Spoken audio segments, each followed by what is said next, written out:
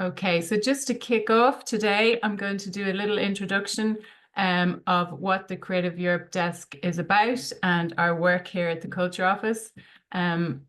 Sorry, I can't, my thing isn't moving here. There we go. So the Creative Europe Culture Office, as I said, I'm the head of the office, but I work closely with our other office members. Here we go, sorry, there we go. And they are the media office in Galway and Dublin, and they manage everything, all calls and information to do with the media sub-programme, and the Culture Office, we're based in the Arts Council of Ireland, and we deal with everything to do with the culture sub-programme. So just a little bit about what we do in the Culture Office. So today is really part of what we do. We have a programme of events across the year, and this is to provide information and advice and assistance to potential Irish applicants to the Creative Europe programme. Specifically, today we're talking about the cooperation projects. We promote the programme at local and regional and national level in whatever. So we go and promote it at other people's or other organisations' events, and then we deliver a programme ourselves. So we work closely with stakeholders and agencies in Ireland and collaborate with them on various events across the year. And we also work closely with our Creative Europe Desk network with the various desks across Europe on events and other things, other interesting collaborations across the year. We do help with partner search requests, which is a key element to these cooperation projects and other collaborations across the programme. And we develop a sectoral and cross-sectoral partnerships with our media office colleagues. So looking at why the EU funds culture in the first place. So really it has an impact and intrinsic value on the social and economic elements of life in the European Union. It is embedded in treaty commitments over the years, but it's also embedded in broader EU policy. And looking at, for instance, the EU Agenda for Culture and now the new work plan for culture 2023 to 26, which is currently being updated again past into 2027. There's a gender equality strategy, the European Green Deal, and the European Framework for Action on Cultural Heritage. So this all feeds into what the Creative Europe programme focuses on. And this is how we fund culture through various actions. So there's the direct funding actions, and they are European Capitals of Culture, which you be aware of, prizes across music, architecture, literature, heritage, and then the centrally administered funding programme, which is the Creative Europe programme, which we're currently in at the moment, the 2021 to 27 programme, just coming towards the end of that. And that had 2.44 billion euro allocated to the whole programme across media, culture, and then the cross-sectoral strand. So within the programme for Creative Europe, there are culture priorities, and these are specific to all the different funding strands, but today we're looking at cooperation projects. The culture priorities are looking at resilience and recovery, still coming out of rebuilding back up the creative and culture sectors post-COVID, but also considering various issues with the war and the cost of living, etc., going on at the moment. So really looking at supporting the creative and culture sectors to build back up and withstand those issues. Looking at innovation and joint creation, always kind of focusing on and building those new innovation and technical advances within the creative and culture sector and joint creation across the sectors. Cooperation and exchange of practices, obviously this is really particular to cooperation projects, collaboration and exchange of practices and artworks across Europe. Key players and multipliers, really looking at how those projects with Irish partners, in particular to us, where the projects come back to work within the local sectors here, and we'll have artists and other organisations working within those projects, so having that kind of impact on the ground and in the country as well. And capacity building of artists. So this is key to what we're looking at later on today, looking at protecting artists, looking at building them into your programs, but with good contracts and fair contracts. So the cross-cutting priorities are across all of the Creative Europe program, and these are priorities that need to be addressed in all applications. So the projects must address and consider inclusion, access, gender equality, and then environment and the fight against climate change. We will have another event on particular to the climate change question later on in the series. So if you're interested, do join for that. But today we're looking at building those principles into your project design around access, inclusion, and gender equality. So you will have to present an outline of the strategy to address this within your project. And just to say that we are talking about building them into your project for cooperation projects, and that could be a very new part of your work, and that is okay, but it is something that you do need to consider the project itself, but also how your organization work on a day-to-day level. So building those principles in across all of your activities is really key. You might be an organization that work wholly in the area of EDI already, so you could be well proficient in this, but this is something that needs to be built into this project anyway and considered. So that's why we're talking about it all today, and that's why we've got a great speakers to elaborate on those different areas. Looking at the call document, and there'll be an updated version of this when you go to make your applications in the autumn. But these are the kind of bits of information that are given towards how to kind of think this through when you're coming to your application and your design of your projects. So they will give you tips and toolkits within the call document. So these are useful pieces of information. As I say, they'll be updated. They might even be added to in the next call. This is from last year's application, but they might be updated and added to for the next call. But these are the kind of bits of information that is available already. And today we're looking to build on that. So I'm going to stop sharing now, and I'm delighted to hand it over to Hannah. And you can share your presentation there if you can, Hannah. Sure. Let me just pull that up. Okay. Is that showing full screen for everyone? Yeah. Okay. Well, thank you all so much for having me today. I'm just going to be taking you through the Arts Council's Equality, Diversity, and Inclusion Toolkit to help you build your policy for inclusive practice.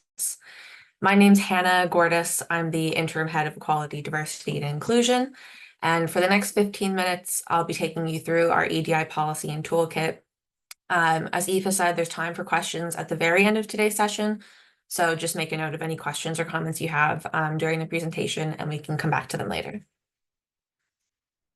So as the agency tasked with the development of the arts in Ireland, it's crucial that the Arts Council takes a proactive and focused approach to guaranteeing a basic human right, ensuring that everyone who lives in Ireland has the opportunity to engage with and participate in the arts.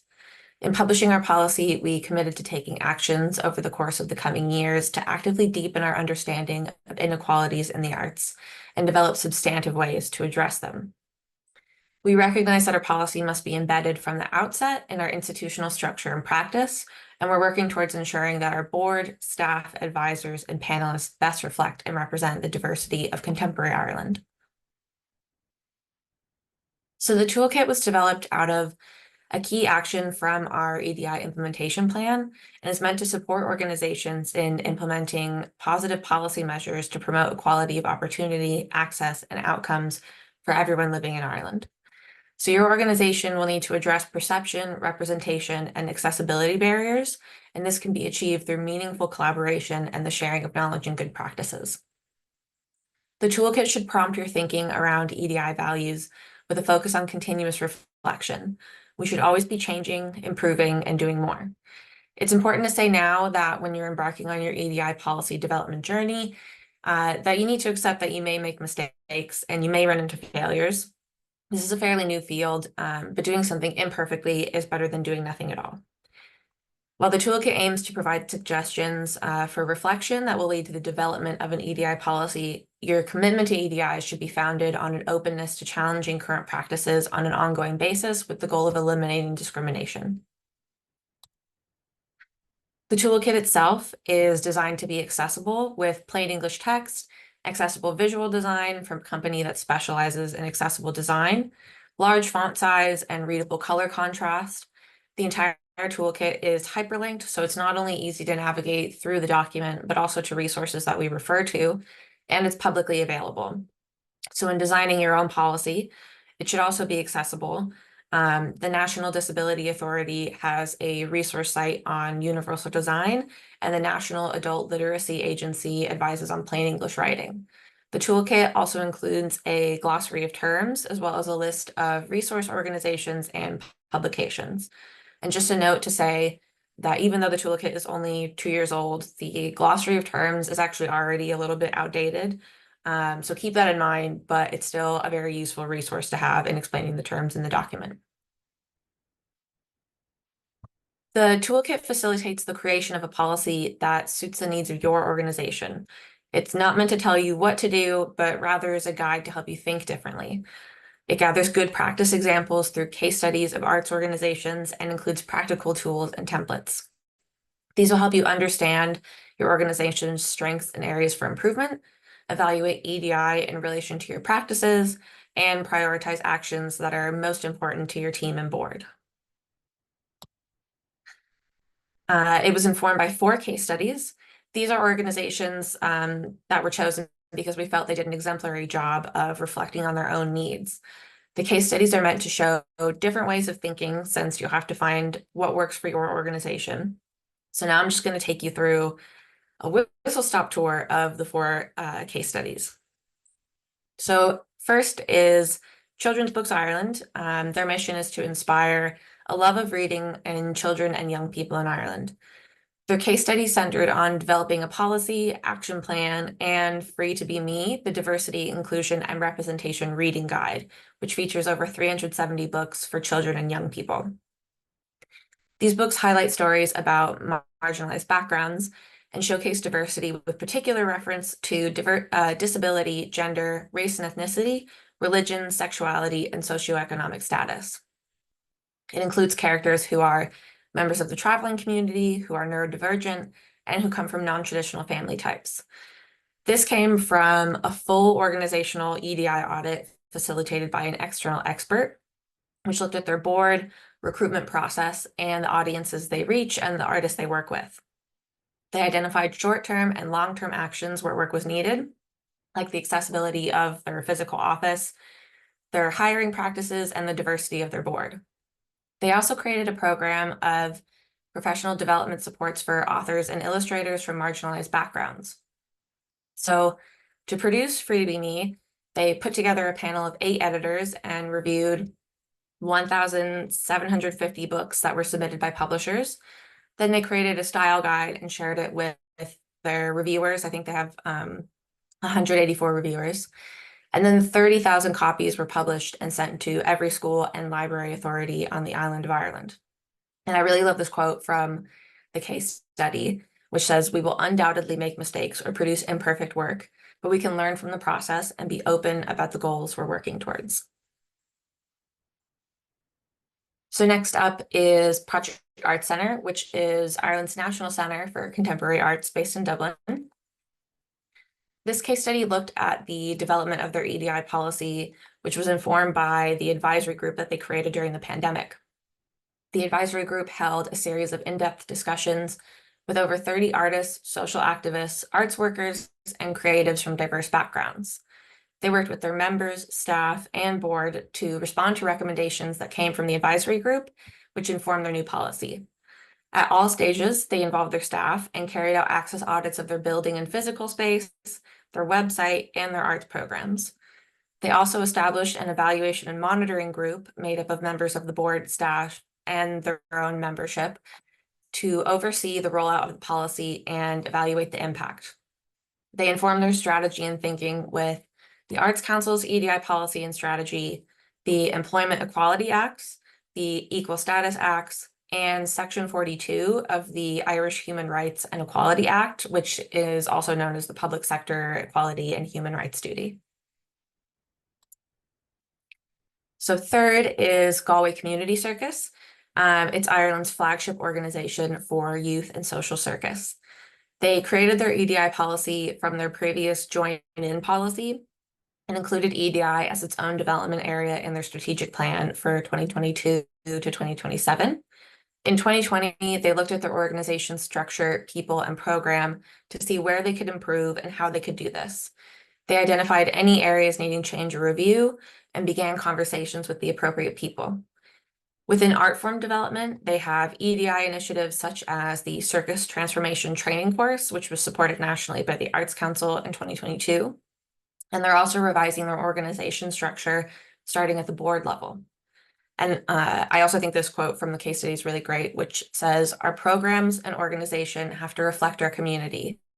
Otherwise, we're missing something vital within the services we provide." And lastly, and please forgive my pronunciation, is Uillinn West Cork Arts Centre, which creates opportunities for the people of West Cork to have access to and engagement with local and global arts practice of excellence. So in 2022, Uillinn announced Creek Lawn Integrated Dance as their dance company in residence, which highlights the values of diverse bodies in creating performance, working with dancers with and without disabilities to produce innovative, engaging, and high caliber productions and to deliver associated participatory activities.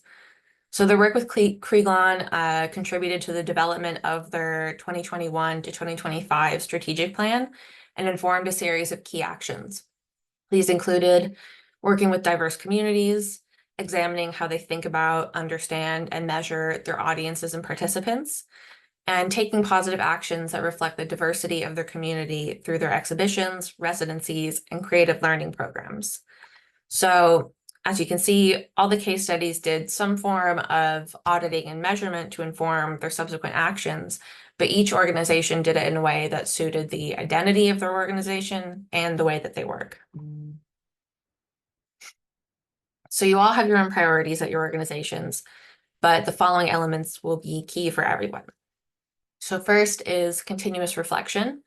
Reflect on why you're writing your EDI policy, what your organization's strengths and weaknesses are. The policy should be a living document that is continuously reflected on. Second is representation matters.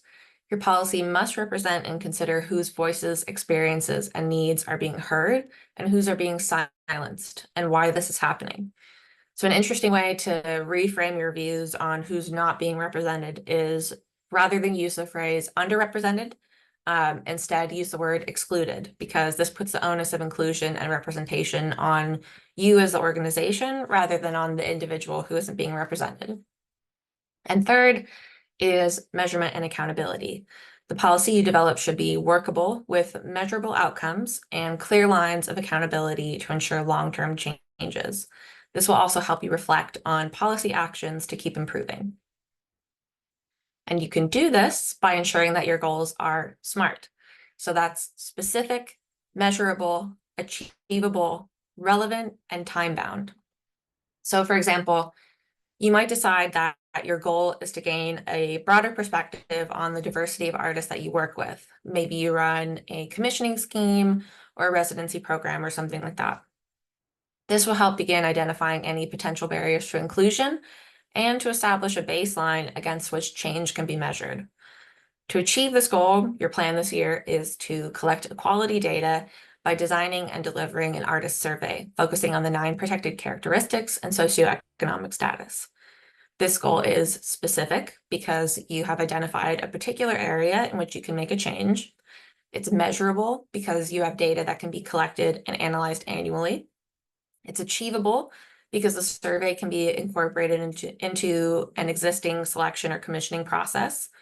It's relevant because the change fits within your wider agenda to diversify the artists you engage. And it's time-bound because you aim to implement the survey in the next round of the selection or commissioning process and annually thereafter. So you can download the toolkit from our website on the EDI page. If you go to the Arts Council homepage and hover over the Arts in Ireland drop-down at the top, you'll see equality, diversity, and inclusion listed. And when you click that, you'll come to the EDI page and you'll see lots of thumbnails with our policy, our implementation plan, the toolkit, and a list of just useful resources and research that we've published. And then at the bottom of the page, you'll find our contact details. So that's all for me. Thank you so much for listening, and I'll hand you back over to Aoife. Hello, thank you. Thanks a million, Hannah. It's really useful information there. We can come back to questions, at the end if you have any for Hannah. And we're going to hand over to Keith, and he's waiting in the eaves there. You might be able to share your screen when you're ready, Keith, or share your PowerPoint. Yeah, thank you very much, Aoife. I'll just share that now. Is that showing up for everyone? Yep. Yep, that's perfect. Okay. Well, yeah, thank you very much for having me on the call. And delighted to be here to talk to you about the Paying the Artist policy. So my name is Keith Thompson, and I work primarily on the implementation of Paying the Artist in the Arts Council.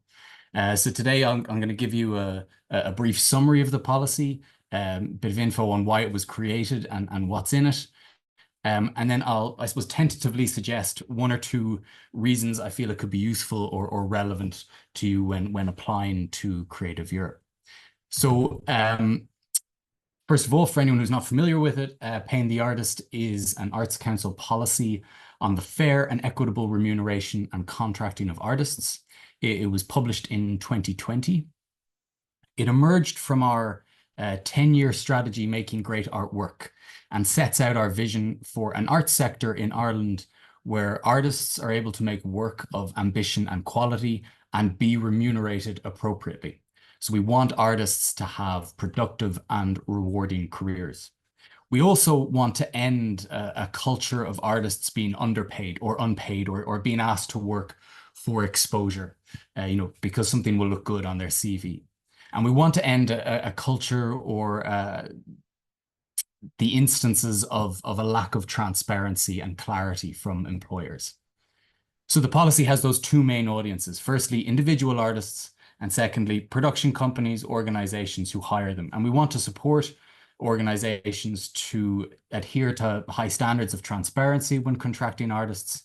And we want individual artists to feel empowered to ask for and expect better conditions and terms and better pay whenever they are hired or commissioned. So why was the policy needed and why is it important? Well, it's important because we know, and I'm sure we all know here, that the careers in the arts are precarious. Working conditions can be challenging, and individual artists in particular are vulnerable to exploitation. It's important also, as I mentioned, much artistic work is underpaid or unpaid, and this unpaid contribution of artists to the cultural life of the country isn't fair or sustainable. It leads to artists giving up and leaving the sector, and that kind of talent drain from the sector. It's also important because we value the arts. It's one of the Arts Council's main roles is to make the case to government and the wider world of what the arts contribute to society, what they contribute to the economy, to our own personal well-being. And we want that to translate into how we value artists themselves, including how we value them economically and financially. And finally, it's important, and this is where I think it really ties in with EDI. If we want to have a diverse arts ecology, if we want to attract people to become artists from all walks of life with different ideas, different approaches, and from different backgrounds, careers in the arts need to be viable and sustainable. And if only those that have other income or other means to support themselves can afford to work in the arts, then we limit the voices that can be heard. So as well as general low pay being an issue, unequal pay and working conditions, especially the gender pay gap, has a significant bearing on issues of equality, diversity, and inclusion. So how does the policy seek to address these issues? Well, it's important to be clear about what it is and what it's not. And I'll start first with what it's not. It's not a rule book. It's not a set of rules that people have to follow. It's not focused as well on setting rates of pay for various engagements. That's not our role in the Arts Council. And it doesn't seek to be a quick fix to issues around pay and working conditions. What it is, on the other hand, is an assertion of our expectations of ourselves when we hire artists, of those we fund when they hire artists or when they produce work, ensuring that fair and equitable pay and treatment.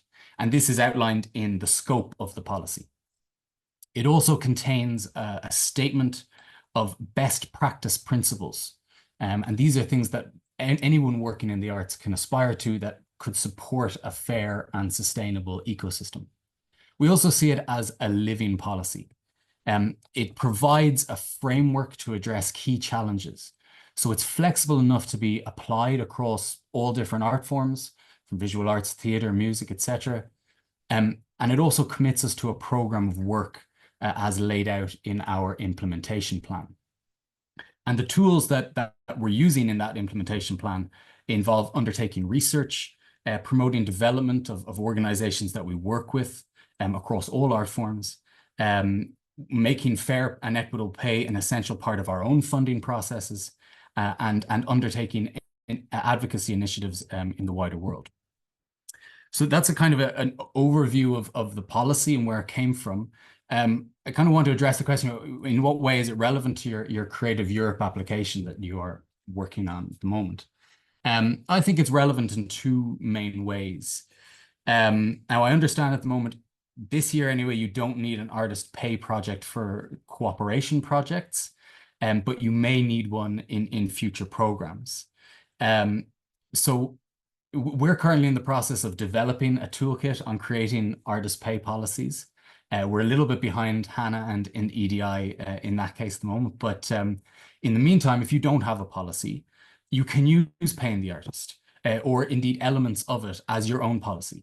And in doing so, if it's something that you would like to do, I'd really like to focus on one specific aspect of it, which is the list of best practice principles. And I'm going to go into a little bit more detail on these.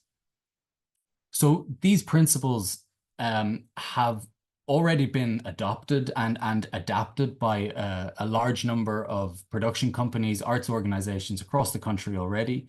They've been kind of taken into their own artist pay policies. The flexibility of the principles means they can be applied to most engagements, because what they do is they don't set the terms of any contract. Again, that's not our role, and each contract is individual and specific, but they set principles on which we would recommend that any engagement, any contract take place. So this is a list of some of them. It's not all of them. There are more there in the policy, but these are some of the more important ones. So we're really trying to recommend that, you ensure there's transparency on what you're asking an artist to do and what you're offering them in return. That you're using pay rates that are, I suppose, recommended, or you're complying with rates that are published by representative or resource organizations in your individual sector. So in Ireland, in the visual arts sector, we have VAI. In performing arts, equity set rates. And these are rates that artists can easily refer to as well and see, am I getting offered a decent rate for the work they're asking me to do? We recommend providing written contracts that will include the full scope of what an artist is required to deliver. And also, differentiating between pay and expenses. So what an artist is getting paid for their work, but then if they are getting material costs for it as well, transport costs, and also maybe when they're getting paid, so that it's quite clear at the outset when they can expect payment. This next one, ring fencing, I think is really important. So it's ensuring that, if there's an overrun in your budget in some area, that to kind of compensate for that overrun, you're not taking fees from the creatives, from what you've kind of promised creatives, to plug those gaps. And finally, there are a few principles there around kind of ensuring artist copyright is respected, both in terms of moral and economic rights. So as I said, those are flexible. Those principles can be applied across all art forms and across borders for European projects.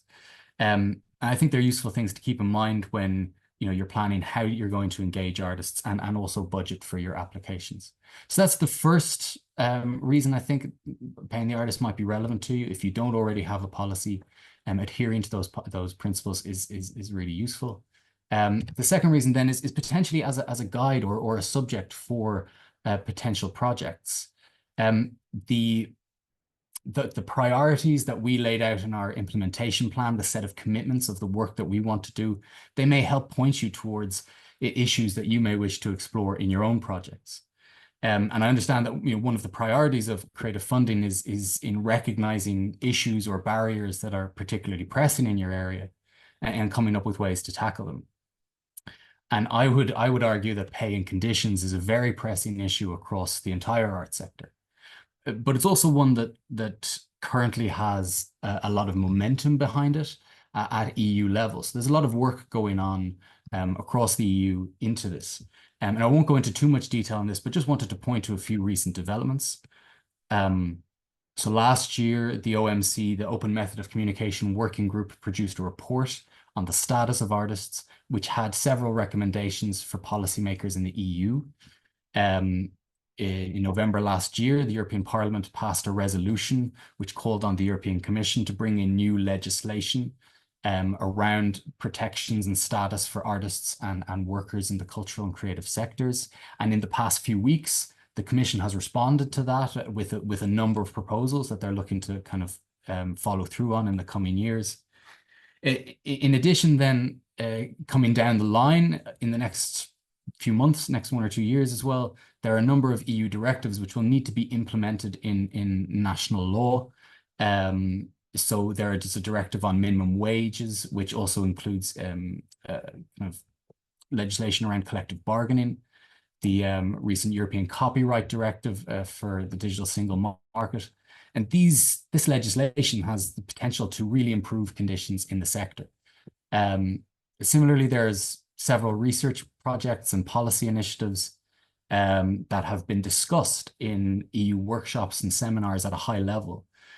So these include the Pantea Creative Pulse research, which is very recent, the Basic Income Scheme, which is ongoing here in Ireland, the Spanish government's Status of Artists framework of legislation.